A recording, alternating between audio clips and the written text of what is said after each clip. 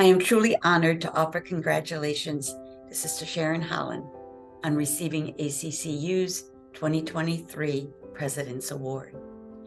During her 20 years in Rome, she was one of the highest-ranking women to serve as a capo officio, or head, of a Vatican office. She was a trailblazer. People are always interested in how I got into canon law, or what got me interested in canon law. And I always say the General Superior got me interested in canon law. I had no interest before that. It turned out to be one of her purposes. This is Margaret Brennan, who someone in their wisdom had recommended to her that I should go to do canon law and I should go to Rome to do it, which sounded preposterous to me because they were still teaching canon law in Latin. The idea was to assist religious institutes, secular institutes, societies of apostolic life in renewal according to the renewed code of canon law. Considering someone as an icon often conjures up images of a dominating presence, someone always at the center of attention, the life of the party, far removed from the realm of mere humans. And while Sister Sharon Holland certainly ranks right up there with a significant number of IHM icons, her quiet, humble ways contradict those more stereotypical descriptions. Sharon Holland is definitely an icon. The questions, suggested the idea of being a woman leader in the Vatican. I wasn't sure how much of a leader I was in the Vatican, but I was in the Vatican. That's true. Primarily, I'd say the contribution was helping religious institutes update their constitutions in harmony, not just with new canon law, but that based on the teachings of the Second Vatican Council. Now, I was also teaching on the side, which probably contributed to my sanity. I loved the teaching at what was then called the Institute Regina Mundi. It was founded at a time when women were not accepted into departments of theology at the pontifical universities. And so it had language sections so that sisters from various parts of the world could come to Rome and study theology.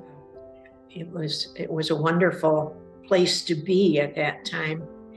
Sat literally at her feet in Rome as she guided the Catholic Health Initiatives Board, one of the first canonically sanctioned public juridic persons in our meetings with the dicastery, and watched from afar with admiration as she skillfully led the LCWR and American Women Religious to bring the highly public conflict with the Vatican to a mutually favorable close. When Sharon returned to the U.S. after her years of service to religious throughout the world, she commented on some of the challenges of cultural adaptation, noting especially the risk of losing sight of the common good, which is an indispensable perspective for canon lawyers and essential to Sharon's ministry.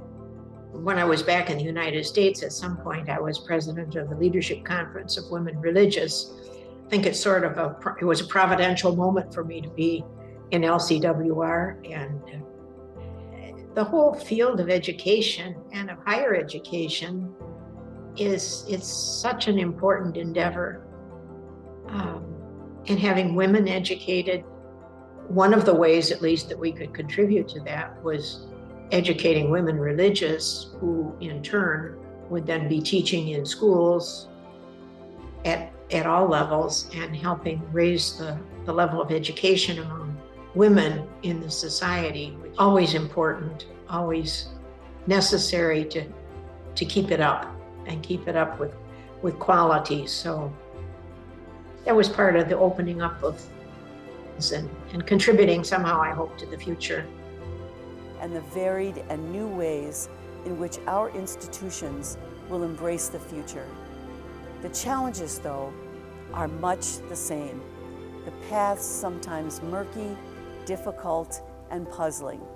The desired outcomes noble and full of the love we have for our institutions. Certainly worthy of our best effort, and certainly easier with Sharon Holland at your side. Sharon is a source of wisdom and grace for the church and the world, while seeking always to promote the common good with clarity and truth. Congratulations, Sharon, and grazie for your service to religious and the church. Sharon is also one of us, a sister, a scholar, musician, trustee, and teacher. A quilt maker, as some IHMs regard members who just quietly dive in and get the work done. Sharon's presence, her intelligence, her humility, her deft and skillful ways of bringing folks together to move the mission forward is a gift that we regard with the greatest respect and admiration. I know I do.